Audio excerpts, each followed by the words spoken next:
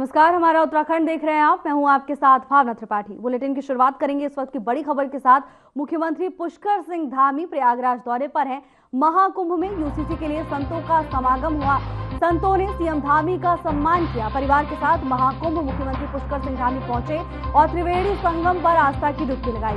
उत्तराखंड मंडपम का निरीक्षण भी मुख्यमंत्री ने किया। प्रदेश की सुख और समृद्धि की कामना की उत्तराखंड के सीएम पुष्कर सिंह धामी ने त्रिवेणी संगम पहुंचकर पवित्र त्रिवेणी संगम में आस्था की डुबकी लगाई। सीएम धामी ने उत्तराखंड मंडपम का निरीक्षण किया है और इसके बाद महाकुंभ में शामिल हुए। सीएम धामी ने संगम स्नान के अनुभव को अद्भुत बताया। मुख्यमंत्री पुष्कर सिंह धामी ने त्रिवेणी संगम में मां को स्नान कराकर उनकी इच्छा पूरी कराई। सीएम धामी और उनकी पत्नी गीता धामी दोनों ने मिलकर मां को स्नान कराया। गंगा में डुबकी लगाने के बाद उन्होंने कहा कि ये मेरे जीवन के उन अमूल्य और भावुक क्षणों में से एक है जिन्हें शब्दों में पिरोना संभव नहीं। महाकुंभ में यूसीसी के लिए संतों के समागम में सीएम पुष्कर सिंह धामी का सम्मान भी किया गया। परिवार के साथ मुख्यमंत्री पुष्कर सिंह धामी महाकुंभ पहुंचे और त्रिवेणी संगम पर आस्था की डुबकी लगाई। अपनी मां की इच्छा उन्होंने पूरी की है। इस दौरान उनके साथ उनकी पत्नी भी मौजूद रहीं। दोनों ने मिलकर मां को गंगा में डुबकी लगवाई। महाकुंभ में पहुंचे मुख्यमंत्री पुष्कर सिंह धामी का संतों ने भी सम्मान किया। यूसीसी लागू करने के लिए संतों ने उनका आभार जताया और उनका सम्मान किया। तो वहीं आस्था की डुबकी लगाने के बाद मुख्यमंत्री पुष्कर सिंह धामी की प्रतिक्रिया भी सामने आई। उन्होंने कहा कि ये पल उनके लिए अद्भुत था। परिवार के साथ महाकुंभ पहुंचे, इसके साथ ही तमाम कार्यक्रम में भी शिरकत की। तमाम कार्यक्रम उनके निर्धारित थे। उत्तराखंड मंडपम का निरीक्षण भी किया। देखिए तस्वीरें जहां साधु संतों से मुलाकात करते हुए नजर आ रहे हैं। संतों की ओर से मुख्यमंत्री पुष्कर सिंह धामी का शॉल पहनाकर उनका स्वागत किया जा रहा है। उत्तराखंड में यूसीसी लागू करने के लिए संतों ने मुख्यमंत्री पुष्कर सिंह धामी का आभार जताया। और ये तस्वीरें जहां मुख्यमंत्री संगम में डुबकी लगाते हुए नजर आ रहे हैं, उनके साथ उनका परिवार भी मौजूद है। अपनी मां की इच्छा उन्होंने पूरी की। मुख्यमंत्री के साथ उनकी धर्म पत्नी भी यहां पर मौजूद हैं और पूरे परिवार ने एक साथ मिलकर आस्था की डुबकी लगाई। इसके बाद उन्होंने उत्तराखंड मंडपम का निरीक्षण भी किया। ये तस्वीरें देखिए जिसमें मुख्यमंत्री के साथ उनकी मां है और इसके साथ ही उनकी धर्म पत्नी भी यहां पर मौजूद है। और ये दूसरी तस्वीर आपको दिखा रहे हैं जिसमें संतों की ओर से मुख्यमंत्री का सम्मान किया जा रहा है। एक विनम्र बातचीत भी इस भेंट के दौरान देखी जा रही है। मुख्यमंत्री हाथ जोड़कर सभी संतों का अभिवादन स्वीकार कर रहे हैं। संतों की ओर से मुख्यमंत्री पुष्कर सिंह धामी को शॉल ओढ़ाकर उन्हें सम्मानित किया जा रहा है।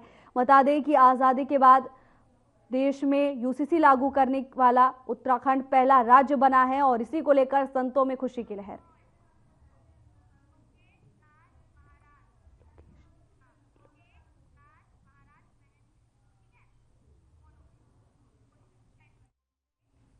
महंत लोकेश दास हमारे साथ जुड़ गए हैं।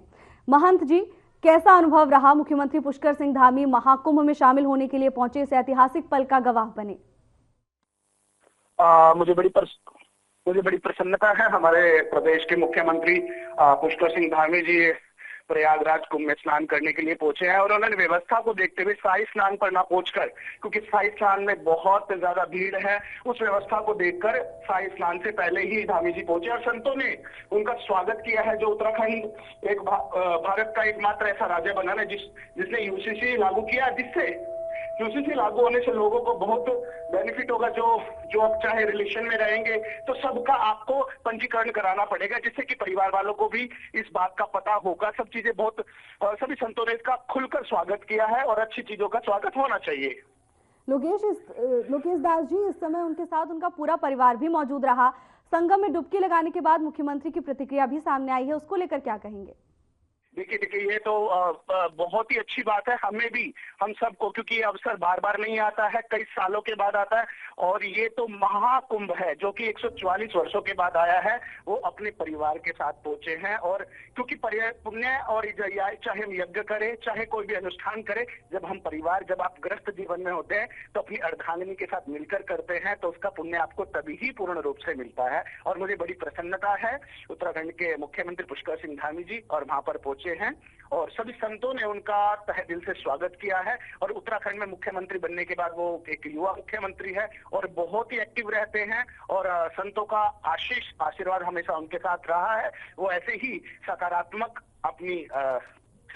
राजनीति करते रहे और सभी संतों का आशीर्वाद ऐसे ही लेते रहे। जी लोकेश जी, देखिए मुख्यमंत्री युवा मुख्यमंत्री हैं और हिंदुत्व खासकर सनातन को बढ़ चढ़कर आगे बढ़ाते हैं, बड़ी जोर शोरों से सनातन का प्रचार करते हैं। संतों में काफी खुशी देखी गई है, क्या कहेंगे? देखिए संत तो हमेशा देखिए संतों का एक दायित्व और एक कर्तव्य होता है अपने सनातन परंपरा का संवर्धन करना, उसको आगे बढ़ाना। और सनातन का एक और कार्य होता है जो सनातन परंपरा को आगे लेकर जाए, जो सनातन परंपरा को आगे बढ़ाए, उसका हमेशा अभिनंदन करे। और मैं बीजेपी पार्टी से इसलिए प्रभावित भी रहता हूं, जो सनातन केवल एक ऐसी पार्टी है जो सनातन का कभी विरोध करते नहीं देखी। बाकी सारी पार्टियों को अक्सर हम देखते हैं कोई गौ माता को लेकर, कोई कुंभ को लेकर कैसी कैसी टिप्पणियां करता है। अभी देखिए खड़गे जी ने क्या कहा है, बहुत सारे जो कांग्रेस के लीडर है, सपा के लीडर है, जो इसको मुद्दा बनाना चाह रहे हैं। किसी मतलब एक बीजेपी ऐसी पार्टी जो सनातन का हमेशा साथ देती है, इसलिए सभी संत, आपने देखा होगा किसी पार्टी के साथ कोई संत ना तो उनके साथ मिलना चाहता है ना उनको आशीष देना चाहता है, क्योंकि हम उसी को आशीष देते हैं जो सनातन धर्म का साथ देता है। इसलिए सभी संत हमेशा, आपने देखा होगा जब भी मोदी जी हरिद्वार आएंगे तो संतों के साथ बैठेंगे, अमित शाह आएंगे या राष्ट्रीय अध्यक्ष आएंगे, हमेशा संतों का सानिध्य प्राप्त करते हैं। और ये एकमात्र एक ऐसी पार्टी है जो कभी भी सनातन का विरोध नहीं करती। इसलिए संत खुलकर उन्हें आशीर्वाद देते हैं और खुले मंच से देते हैं और इसमें कोई भी दोहराया नहीं है, क्योंकि this is a constitutional country, एक संवैधानिक देश है। ये हमें किसको समर्थन देना है, किसको प्यार देना है, वो संतों का अपने दिल की आवाज होती है। तो हमारा दिल बीजेपी से मिलता है तो उनको आशीर्वाद हमेशा खुलकर देते हैं। जी बिल्कुल लोकेश जी, और देखिए प्रयागराज में संतों ने उन्हें इसलिए भी सम्मानित किया है क्योंकि पहला ऐसा राज्य बना है उत्तराखंड जहां पर यूसीसी लागू हुआ है, लेकिन विपक्षी दलों की ओर से हमेशा इसे एक मुद्दा बनाया गया और हमेशा इसको लेकर आलोचना की गई। आपकी क्या प्रतिक्रिया है?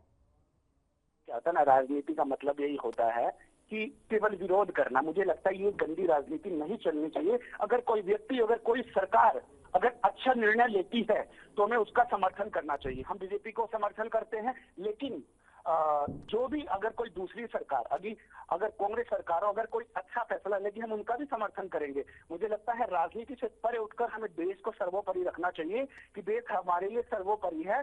तो हमें, अगर ये यूसीसी सभी देशवासियों के लिए, ये देश संवैधानिक देश है, किसी ग्रंथ से नहीं चलेगा। कल ईसाई लोग कहेंगे हमारे बाइबल से देश चलेगा, ये लोग कहेंगे कुरान से चलेगा, हम कहेंगे भगवत गीता से चलेगा, ये ऐसे नहीं चलेगा। अगर हम बाबा साहब अम्बेडकर को मानते हैं, यही लोग हैं जो बाबा साहब अम्बेडकर को बार बार पूछते हैं और यही यूसीसी का विरोध कर रहे हैं। एक संवैधानिक देश है और ये देश केवल संविधान से चलेगा और ये कभी किसी के धार्मिक ग्रंथों से नहीं चलने वाला है। और हमारा संतों का पूर्ण समर्थन है और ये राजनीतिक पार्टी, इनका कर्तव्य ये विरोध करे, जितना करना है करे, लेकिन वो लागू हो चुका है। विरोध करने से कुछ नहीं होगा। विरोध कर ये केवल मुसलमानों का, दलितों का वोट बटोरना चाहते हैं। सिर्फ इतनी ही राजनीति है इनकी, इससे बढ़कर और ये कुछ नहीं कर सकते। बिल्कुल लोकेश जी, और मुख्यमंत्री की देखिए तारीफ करनी होगी।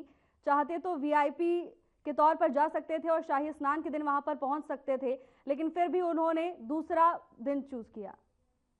देखिए मैं इसलिए, क्योंकि वीआईपी जिस दिन शाही स्नान होता है पूरे देश के लोग वहां पर पहुंच रहे हैं। वहां पर जाने के लिए भी ना जाने कई 30-30, 40-40 किलोमीटर तक जाम लगा हुआ है। और हम सबसे निवेदन भी करें, कोई भी वीआईपी हो, कोई भी हो, शाही स्नान वाले, चाहे मोदी जी हो, चाहे अमित शाह भी वहां पर है, देश के उपराष्ट्रपति धनखड़ जी वहां पर पहुंचे, सभी ने वो दिन चूज किया है जिस दिन शाही स्नान ना हो, ताकि लोगों को तकलीफ ना हो। क्योंकि हमें देखिए, क्योंकि इनको वीआईपी रास्ते से ले ही जाना पड़ता है। देखिए क्योंकि जो देश के संवैधानिक पद पर है उसकी सुरक्षा करना सरकार का कर्तव्य बनता है। अगर उनकी सुरक्षा नहीं करेंगे, उनके साथ कोई हादसा हो जाएगा तो भी विपक्षी लोग सवाल उठाएंगे। इसलिए उनसे निवेदन किया गया था, कोई भी व्यक्ति, कोई भी वीआईपी या कोई भी संवैधानिक पद पर बैठा व्यक्ति शाही स्नान वाले दिन ना आए, ताकि लोगों को, भक्तों को कोई समस्या का सामना ना करना पड़े। इसलिए धामी जी ने शाही स्नान से पूर्व ही वहां पर स्नान किया। जी बिल्कुल लोकेश जी, और देखिए तस्वीरें ऐसी प्राप्त हो रही हैं जैसे कि श्रद्धा ने प्रगति का हाथ थाम लिया हो। आपका बहुत बहुत धन्यवाद हमारे साथ जुड़ने के लिए। यूपी के सबसे लंबे एक्सप्रेसवे गंगा एक्सप्रेसवे को लेकर बड़ी खबर सामने आ रही है। प्रयागराज से मेरठ के बीच बन रहे गंगा एक्सप्रेसवे को उत्तराखंड के हरिद्वार से जोड़ने की मांग उठी है और ये मांग उत्तराखंड के मुख्यमंत्री पुष्कर सिंह धामी की ओर से उठाई गई।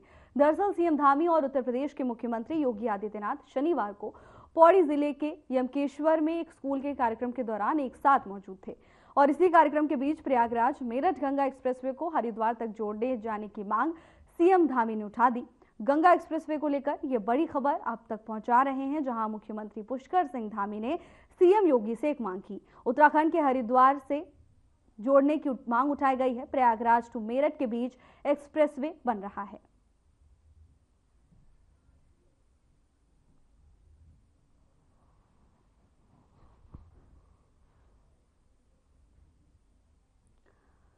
मुख्यमंत्री पुष्कर सिंह धामी की ओर से ये मांग उठाई गई है। बता दें कि उत्तर प्रदेश के मुख्यमंत्री योगी आदित्यनाथ इन दिनों उत्तराखंड दौरे पर हैं और इस दौरान मुख्यमंत्री पुष्कर सिंह धामी उनके साथ एक कार्यक्रम में मौजूद थे, जहां उन्होंने मुख्यमंत्री योगी आदित्यनाथ से मांग की है। उत्तराखंड हरिद्वार से जोड़ने की मांग उठाई है। कनेक्टिविटी को बेहतर करने की ये मांग मुख्यमंत्री पुष्कर सिंह धामी की ओर से उठाई गई है। बता दें कि सूबे के मुखिया पुष्कर सिंह धामी और उत्तर प्रदेश के मुखिया योगी आदित्यनाथ एक कार्यक्रम में शामिल होने के लिए पहुंचे थे और दोनों इस दौरान एक साथ दिखाई दिए। इसी दौरान मुख्यमंत्री ने जनता के हित के लिए यह बड़ी मांग उत्तर प्रदेश के मुख्यमंत्री से की है। प्रयागराज टू मेरठ के बीच एक्सप्रेसवे बन रहा है और उन्होंने कनेक्टिविटी को लेकर यह मांग की है। खबर ऋषिकेश से है, जहां इंदिरा नगर विस्थापित कॉलोनी में सूर्य किरण वेलफेयर सोसाइटी ने एक कार्यक्रम का आयोजन किया, जिसमें शिक्षा, खेल और स्वास्थ्य के क्षेत्र में बिना स्वार्थ के अपनी अहम भूमिका निभाने वाले छात्रों और समाज सेवियों को बुलाया गया। बता दें कि कार्यक्रम का शुभारंभ सोसाइटी के अध्यक्ष DBPS रावत, पूर्व प्रधानाचार्य राजेंद्र प्रसाद पांडे और क्षेत्रीय पार्षद राजेंद्र प्रेम सिंह बिष्ट ने किया। बता दें कि कार्यक्रम में मौजूद शिक्षक नरेंद्र खुराना ने बताया कि सोसाइटी के अध्यक्ष DBPS रावत हर महीने इस तरह का कार्यक्रम आयोजित करते हैं, जिससे समाज हित में कार्य करने वालों के हौसले में कब किसी भी प्रकार से कोई कमी ना आए।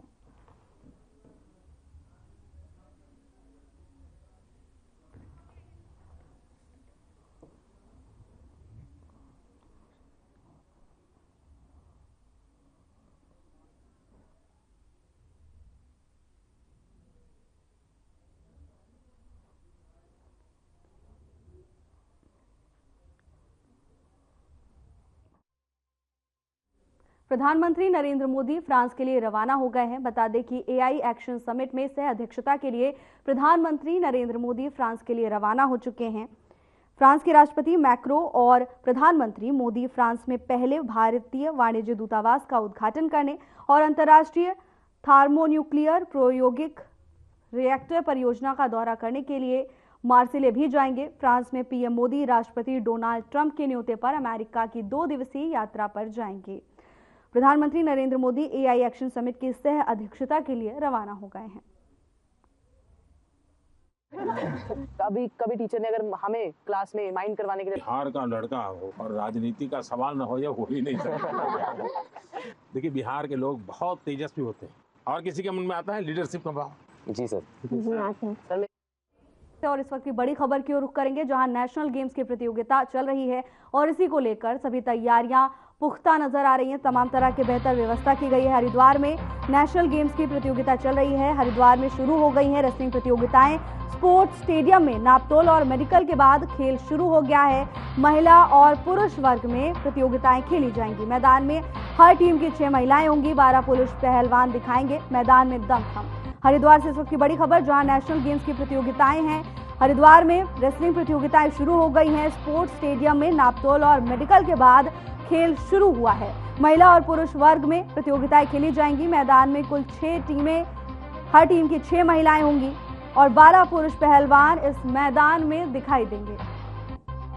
मैदान में होंगी हर टीम की 6 महिलाएं यहां पर नजर आएंगी। 12 पुरुष पहलवान भी अपना दमखम इस प्रतियोगिता में दिखाएंगे। बता दें कि हरिद्वार में नापतोल और मेडिकल के बाद खेल शुरू हो चुका है। हरिद्वार में नेशनल गेम्स की प्रतियोगिताएं जारी है। महिला और पुरुष वर्ग में ये प्रतियोगिताएं खेली जाएंगी। खिलाड़ियों में भी खासा उत्साह है और शासन और प्रशासन की ओर से भी बेहतर इंतजाम किए गए हैं। ये देखिए तस्वीरें, जहां पहलवान अपना दमखम दिखाते हुए नजर आ रहे हैं। रेसलिंग प्रतियोगिताएं शुरू हो चुकी हैं और उसी की एक झलक टेलीविजन स्क्रीन पर आपको दिखा रहे हैं। हरिद्वार से सीधे ये तस्वीरें, जिसमें पहलवान अपनी ताकत का प्रदर्शन करते हुए दिखाई दे रहे हैं। खिलाड़ी भी काफी उत्साहित हैं। लंबे समय की मेहनत के बाद अब उन्हें यह मौका मिला है, जब नेशनल गेम्स में तमाम खिलाड़ियों ने हिस्सा लिया। और देखिए, रेसलिंग प्रतियोगिताएं शुरू हो चुकी हैं। पहलवान पूरे दमखम से जीत हासिल करने की कोशिश में जुटे हुए हैं।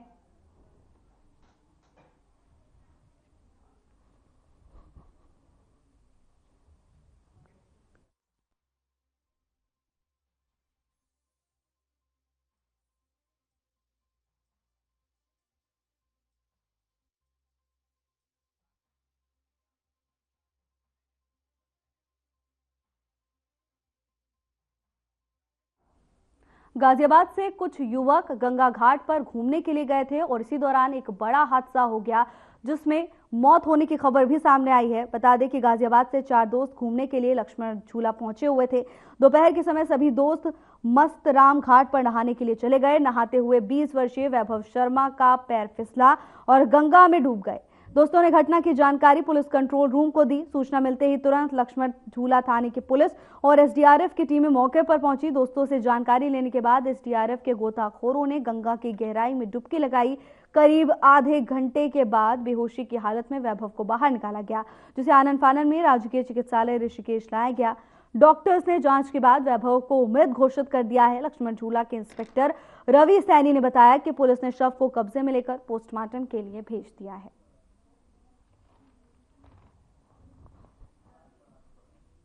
फिलहाल के लिए बस इतना ही। जल्द हाजिर होंगे नई अपडेट्स के साथ। नमस्कार।